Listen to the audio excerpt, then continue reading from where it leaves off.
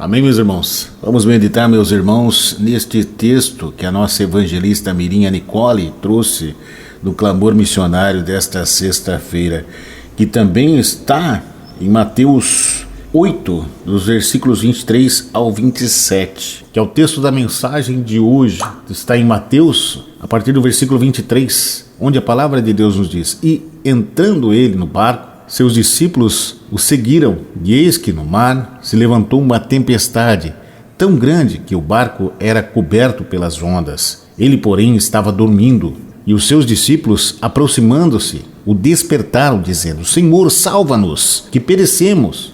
E eles disse-lhe: Por que temeis, homens de pequena fé? Então, levantando-se, repreendeu o vento e o mar, e seguiu-se uma grande bonança. E aqueles homens se maravilharam, dizendo: Que homem é este, que até os ventos e o mar obedecem? Aleluia!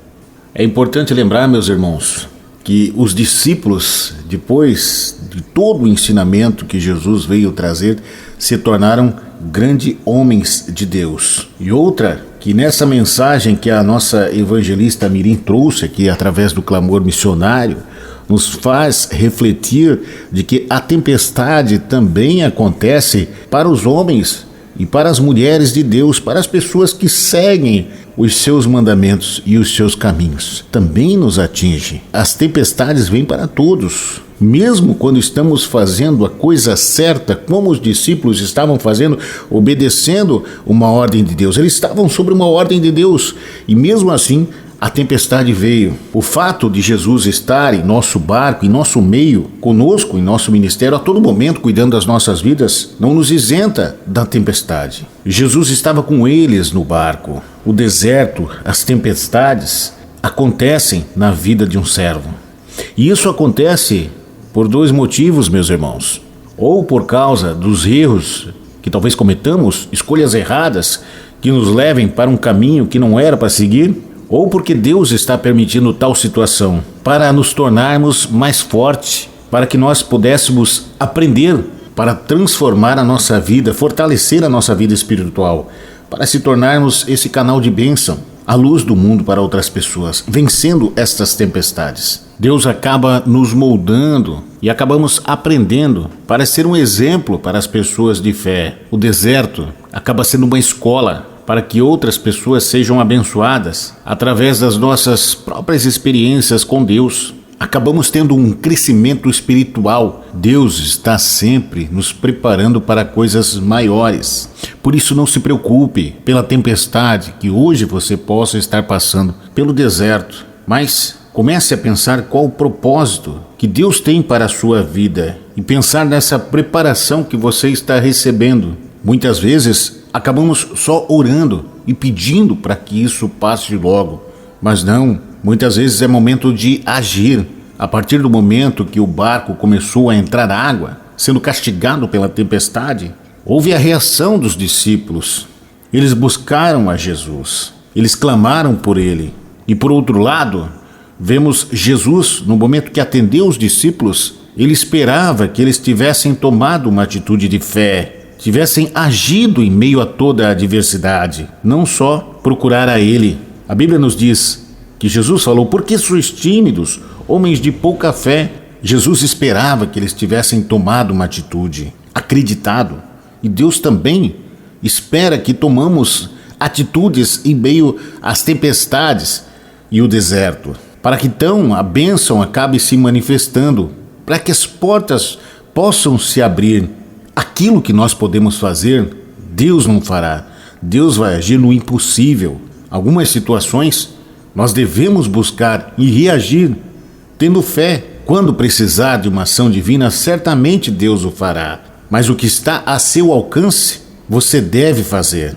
E há momentos, meus irmãos, você que acompanha pela Super FM ou através também das redes sociais do Ministério Aquele que Vive, precisamos colocar a nossa fé em ação por meio das práticas. Precisamos colocar a nossa fé em ação por meio das atitudes. Porque, como está escrito na palavra de Deus, a fé sem obra é morta. E não esquecendo do poder da palavra, tudo que sai da nossa boca. Porque elas têm ação no mundo espiritual. quando o barco estava afundando com os discípulos, eles disseram: Senhor, salva-nos, vamos morrer. Olha o pessimismo, olha a ação que eles tiveram. A palavra de Deus nos diz em Provérbios 18:21, diz que a vida e a morte está no poder da língua. Ou seja, tudo acontece ou pode acontecer na nossa vida de acordo com o que declaramos. Cuidado em meio à situação que você passa nesse momento. As palavras que falamos têm grande poder para mudar a situação. Tanto a bênção pode chegar como também a destruição. As palavras são sementes que plantamos em meio à nossa existência. Se é para o bem, colheremos o bem. Se é para o mal, uma hora a colheita chega. Fé.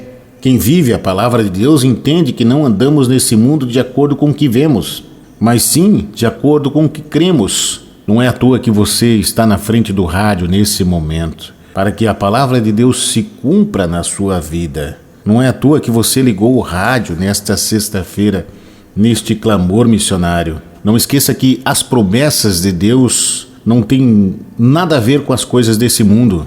Enquanto o mundo diz e parece que você vai morrer, a palavra de Deus nos diz, em Salmos 118:17, eu não morrerei, mas viverei e anunciarei as obras do Senhor.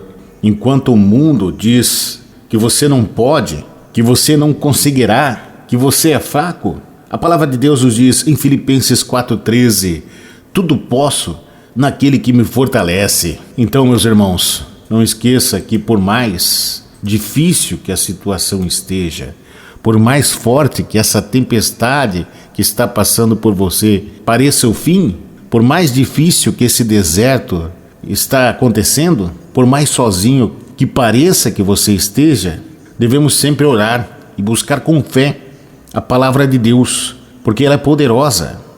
É o poder de Deus para todo o que nele crê. Devemos clamar, devemos buscar, usar todas as nossas forças para buscar o caminho de Deus, que Ele irá transformar a sua vida. Esqueça o negativismo. Use palavras de fé, de positividade. Eu profetizo em nome de Jesus que Deus vai tocar na sua vida, que essa tempestade vai se acalmar, que esse deserto vai se transformar em bênção para você e sua família, que tudo vai ser diferente. Aquele que vive vai transformar a sua vida. O amanhã vai ser abençoado. Chuvas de bênção cairão sobre a sua casa. Deus vai proteger você e sua família em nome de Jesus. Acredite, procure Igreja Evangélica Ministério Aquele que Vive. Nossa sede em São João Batista, na rua Leoberto Leal, 693, no centro. Ou você que está fora, procure nossas redes sociais. Igreja Evangélica Ministério Aquele que Vive. Amém? Nós estaremos orando por você. Igreja Ministério Aquele que Vive. Uma igreja no coração de Deus.